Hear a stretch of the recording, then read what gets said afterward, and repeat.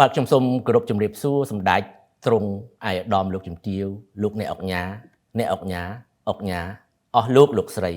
ព្រមទាំងបងប្អូនប្រជាពលរដ្ឋទាំងអស់ជាទីគោរពរាប់អានបាទដូចជាយើងបានដឹងទាំងអស់គ្នាហើយប្រហែលថ្ងៃចុងក្រោយនេះរដ្ឋាភិបាលថៃចាប់តាំងពីថ្នាក់រដ្ឋមន្ត្រីរហូតដល់នាយករដ្ឋមន្ត្រីបាននិយាយលៀបពណ៌មូលបង្កាច់ទម្លាក់កំហុសមកលើប្រទេសកម្ពុជាច្រើនពេកហើយដូច្នេះថ្ងៃនេះក្នុងនាមអ្នកនាំពាក្យរាជរដ្ឋាភិបាលកម្ពុជាខ្ញុំសូមឆ្លើយតបយ៉ាងម៉ឺងម៉ាត់ចំពោះរដ្ឋាភិបាលថៃដែលតែងតែបង្វែររឿងអាក្រក់របស់ខ្លួនមកឲ្យកម្ពុជា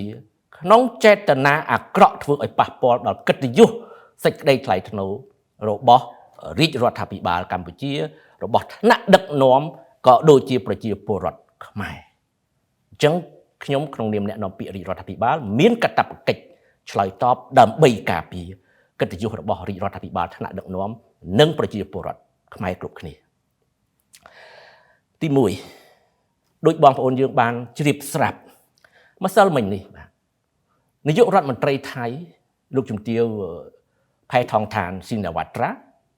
ចេញមកប្រកាសក្តែងជាសាធារណៈចោទប្រកាន់លៀបពណ៌ប្រទេសកម្ពុជាពាក់ព័ន្ធទៅនឹងអក្រិតកម្មតាមបណ្ដាញអ៊ីនធឺណិតដោយចាត់ទុកថាប្រទេសកម្ពុជានឹងជាមជ្ឈមណ្ឌលធំនៃអក្រិតកម្មមួយនៅក្នុងពិភពលោកខណៈដែលប្រទេសរបស់ខ្លួនកំពុងតែកើតមានរឿងអាស្រូវនេះក្តៅកគុកអត់និយាយតែបង្វែរមកកម្ពុជាមុននឹងឆ្លើយតបចំណុចនេះខ្ញុំសូមបញ្ជាក់ជូនសាធារណមតិជាតិនិងអន្តរជាតិឲ្យបានជ្រាបប្រទេសកម្ពុជាយើងអត់ដែលបដិសេធថាអត់មានបញ្ហា scam online ការឆក់បោកតាមអនឡាញហ្នឹងទេយើងអត់ដែលបដិសេធទេយើងទទួលស្គាល់ថាប្រទេសយើងត្រូវបាន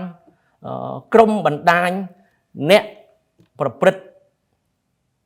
ការឆក់បោកតាមអនឡាញហ្នឹងប្រើប្រាស់កម្ពុជាជាប្រទេសរងគ្រោះមួយក្នុងចំណោមប្រទេសរងគ្រោះជាច្រើននៅក្នុងជុំវិញតំបន់យើងនេះក្នុងហ្នឹងក៏មានប្រទេសថៃដែរបាទអញ្ចឹងយើងដឹងទាំងអស់គ្នាថា scam online នេះវាជាបញ្ហាស្មុគស្មាញពីព្រោះគេប្រើអ៊ីនធឺណិតតាក់ទងគ្នាដូច្នេះវាពិបាកបន្តិចក្នុងការតាមដានក្នុងការស៊ើបអង្កេតស្រាវជ្រាវប៉ុន្តែរឿងនេះវាទាមទារឲ្យមានកិច្ចសហការគ្នាស្អិតរមួតរវាងរដ្ឋាភិបាលនីមួយៗដែលរងគ្រោះដើម្បីបង្ក្រាបហើយនឹងទប់ស្កាត់កម្ពុជាយើងបានធ្វើកិច្ចការនេះយ៉ាងសកម្មនិងយកចិត្តទុកដាក់បំផុត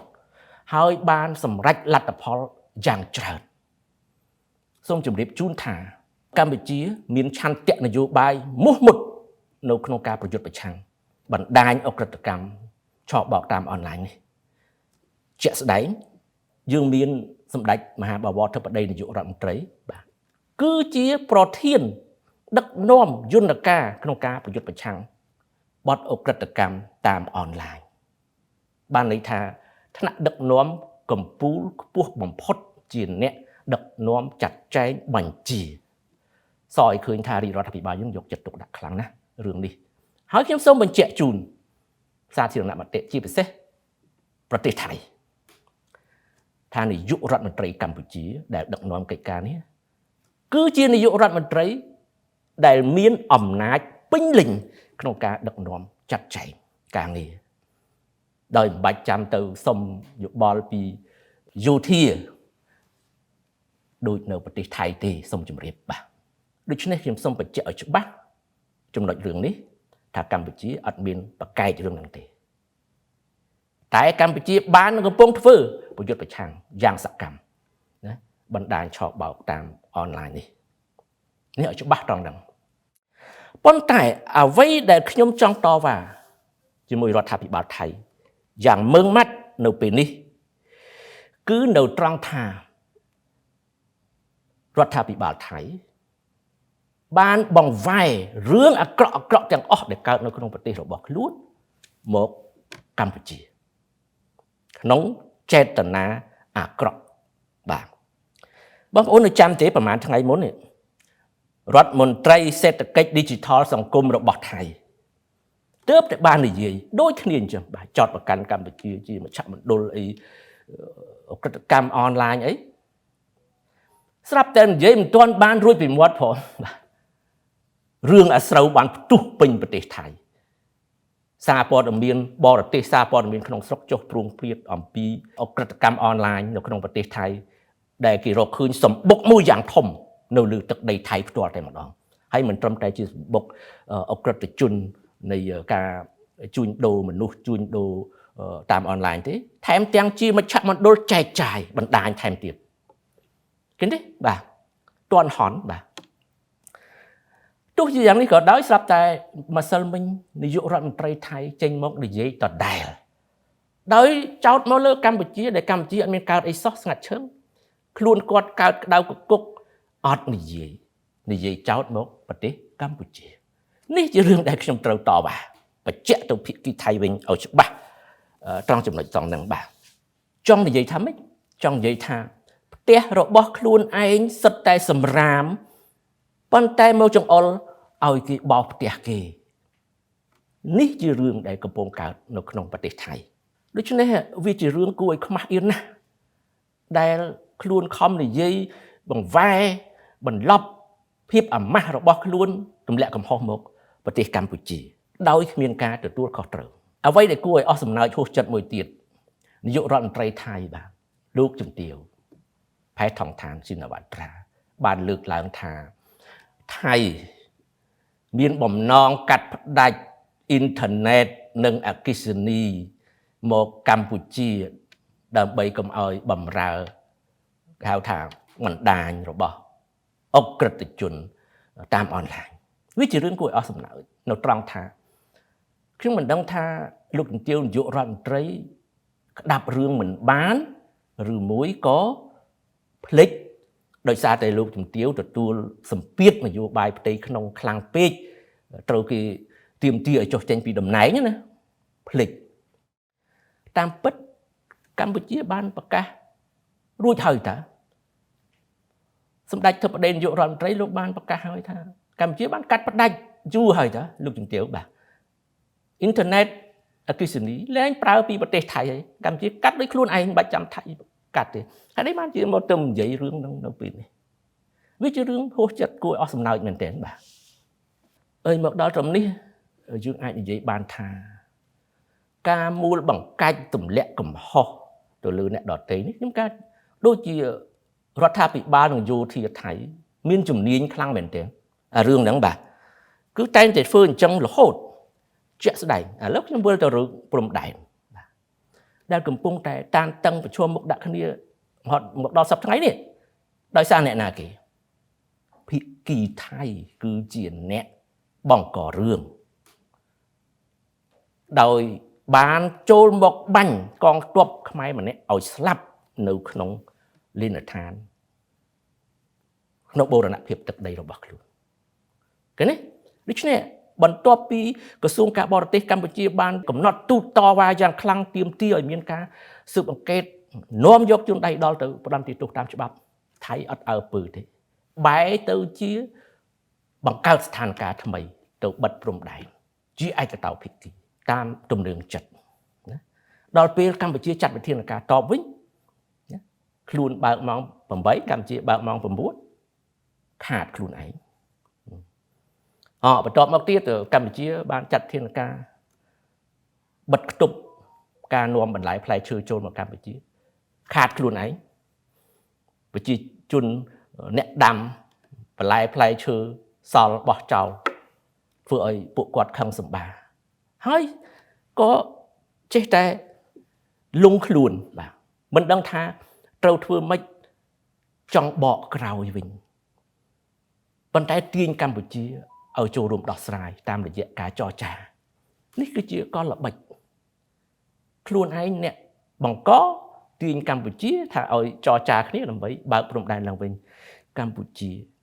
អត់ព្រមថ្នាក់ដឹកនាំយើងអត់ព្រមជាដាច់ខាតអញ្ចឹងថៃរដ្ឋាភិបាលនិងយោធាថៃហាក់បីដូចជា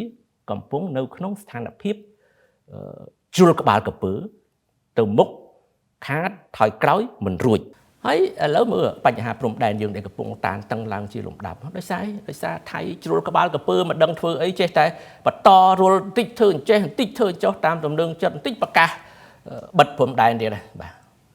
ជំរាបថ្នាក់ដឹកនាំរបស់យើងបាន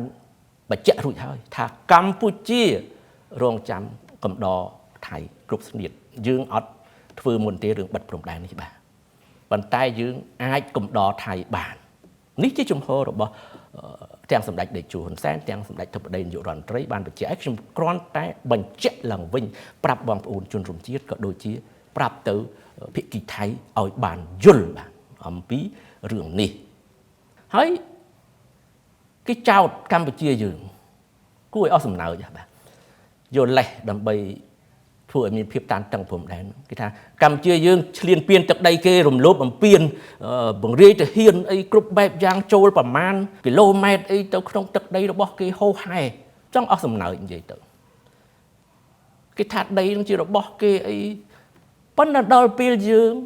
បបួលទៅតុលាការយុត្តិធម៌អន្តរជាតិអត់ហ៊ានចុះបើអ្នកច្បាស់អញ្ចឹងយកភ័ស្តុតាងទាំងអស់ទាំងទៅដាក់ឲ្យតុលាការទៅ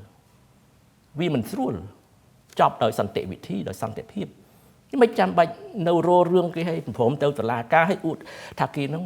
ចូលទឹកដីរបស់ខ្លួនអីប្រមាណគីឡូអីសពបែបយ៉ាងទាំងអស់បាទវាជារឿងគួរឲ្យអស់សំណើចហួសចិត្តបាទអញ្ចឹងខ្ញុំសូមអំពាវនាវម្ដងទៀតភាគីថៃឲ្យមានសេចក្តីក្លាហាននាំយករឿងហ្នឹងទៅតុលាការយុត្តិធម៌អន្តរជាតិបើសិនជាអ្នកចោទថាកម្ពុជារំលោភបំពានទឹកដីរបស់អ្នកនោះបាទអញ្ចឹងហើយបានជាចេះតែបង្ករឿងបាទបង្ករឿងគ្រប់យ៉ាងគំរាមផ្ដាច់ភ្លើងផ្ដាច់អ៊ីនធឺណិតអីសពគ្រប់ហើយ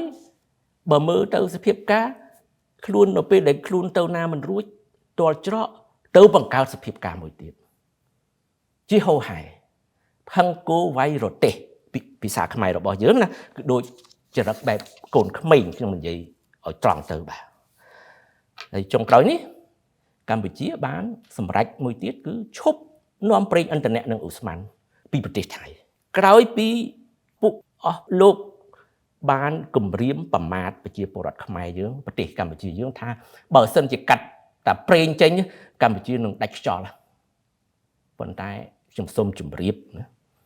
កម្ពុជាក្នុងសករាជតេជោធិបតីមិនស្ថិតនៅក្រោមគំនាបរបស់បរទេសណាទេយើងអាចរស់នៅដោយរឹងប៉ឹងដោយខ្លួនឯងបាទអញ្ចឹងថៃសូមអ្នកកុំយល់ច្រឡំឲ្យសោះបាទហើយប្រកែណាស់រឿងបង្វែរស្ថានភាពយប់មិញខ្ញុំអានកសែតថៃឃើញគេយកអារឿងប្រេងហ្នឹងកម្ពុជាផ្ដាច់នាំចូលប្រេងឥន្ធនៈនិងឧស្ម័នហ្នឹងទៅជាកលៃថាមកពីថ្នាក់ដឹកនាំយើងនឹងដើម្បីចង់បានប្រយោជន៍ក្រុមហ៊ុនប្រេងក្នុងស្រុកអីហូហែឃើញនេះបងប្អូនយើងចេះរនឹកឃើញខ្លួនឯងជាអ្នកបង្កគំរាមប្រមាថគេដល់ពេលគេចាត់វិធានការទៅវិញស្រាប់តែកលៃទៅរឿងផ្សេងកម្ពុជាសូមជម្រាបមានក្រុមហ៊ុនប្រេងច្រើនបរទេសមានតូតាល់កាល់តិចអី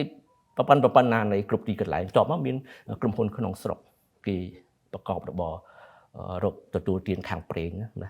តេឡាសូគីមិចហើយច្រើនទៀតច្រើនក្រុមហ៊ុនប្រេងអញ្ចឹងយើងអត់មានខ្វះទេហើយកុំចេះតែកលៃបាទប្រកែកលៃមែនទេខ្ញុំស្ងើចបាទហើយសារព័ត៌មានទៀតសោតអត់មានវិជ្ជាជីវៈទេបាទចេះយករឿងអញ្ចឹងទៅផ្សព្វផ្សាយហើយចុងក្រោយនេះបើមើលមែនទេទៅចប់បាទសារព័ត៌មាននៅថៃអញ្ចឹងបងប្អូនយើងដែលចូលចិត្តតាមដានបងប្អូនអ្នកសារព័ត៌មានក្តីតាមដានសារព័ត៌មានថៃប្រយ័ត្នបំពុលគេបំពុលមើលចោះប៉ុន្តែកុំឲ្យជឿឲ្យសោះចាំងមើលព័ត៌មានផ្លូវការចាំជឿបាទអញ្ចឹងខ្ញុំសូមសរុបមកវិញថាភាពពឹសពុលចរិតខូចរបស់រដ្ឋាភិបាលហើយនឹងកងទ័ពថៃគឺបានស្ដែងឡើងយ៉ាងច្បាស់មែនទែនណាច្បាស់មុនដំបូងរុញរឿងព្រំដែនឲ្យតែមានចំនួនផ្ទៃក្នុងរបស់ខ្លួនក្នុងការដណ្ដើមអំណាចរវាងរដ្ឋាភិបាលនិងយោធាថៃតែងតែ រុញមកព្រំដែនកម្ពុជាយកកម្ពុជាជាចំណាប់ខ្មាំងដើម្បីដោះស្រាយបញ្ហាផ្ទៃក្នុងរបស់ខ្លួនដើម្បីមានលេសចោលថាអូរដ្ឋាភិបាលគ្រប់គ្រងបូរណភាពទឹកដីមិនបានអញ្ចឹងទៅយោធាត្រូវតែធ្វើរដ្ឋប្រហារដណ្ដើមអំណាចអីឡាក់នោះឡាក់នេះជាទម្លាប់យូរហើយបាទដែលតែងតែកើតមានចំនួនលើកមុនរឿងព្រះវិហារដូចគ្នាបាទឥឡូវកើតឡើងដដែលទៀតបង្ករឿងហើយរុញមកឲ្យកម្ពុជាជាអ្នកចូលរួមពាក់ព័ន្ធនិយាយទៅយើងរងគ្រោះមែនទែនបាទដោយសារតែចរិតលក្ខណៈរបស់រដ្ឋាភិបាលហើយនឹងយោធាថៃដែលបាននឹងកំពុងធ្វើរឿង scam online ដែលខ្ញុំលើកមិញរឿងដល់ខ្លួនឯង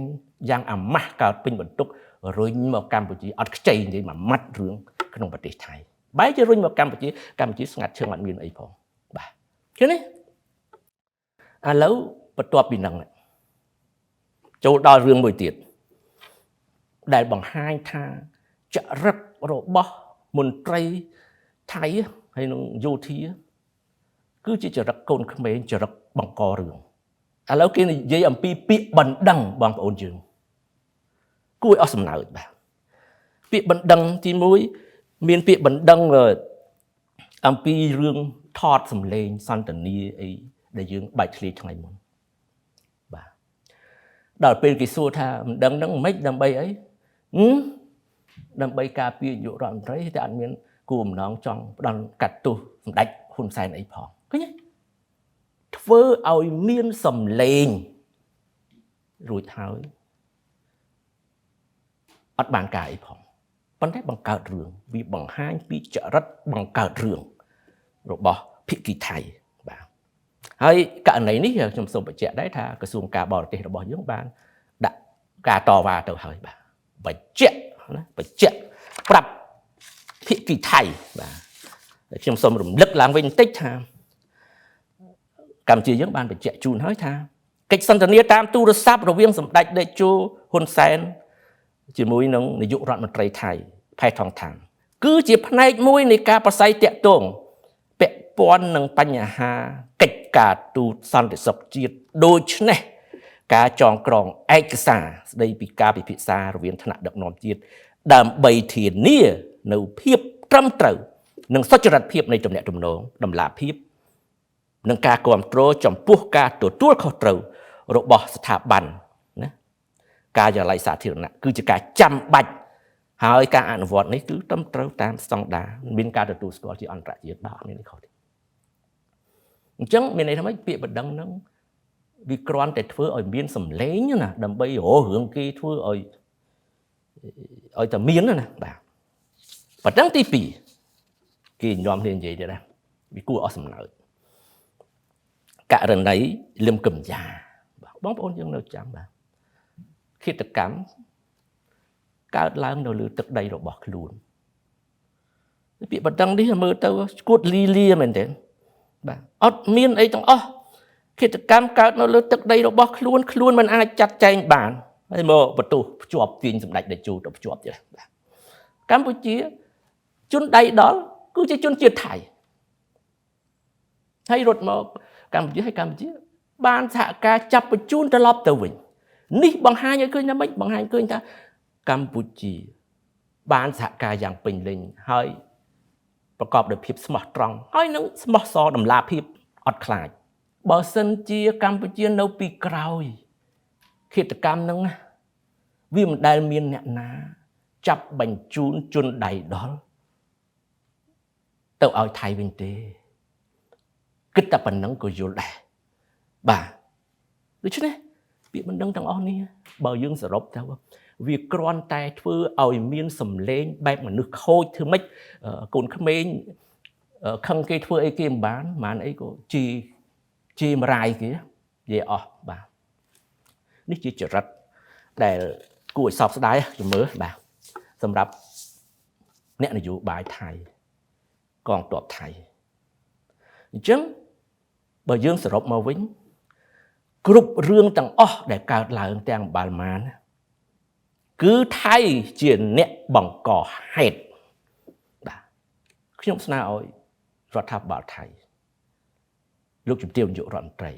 ឬក៏អ្នកនយោបាយពិនិត្យឡើងវិញចំណុចនេះ ពិនិត្យថាប្រទេសរបស់អស់លោកអ្នកមិនមែនមានរឿងតែមួយកម្ពុជាទេណាជំទឹះ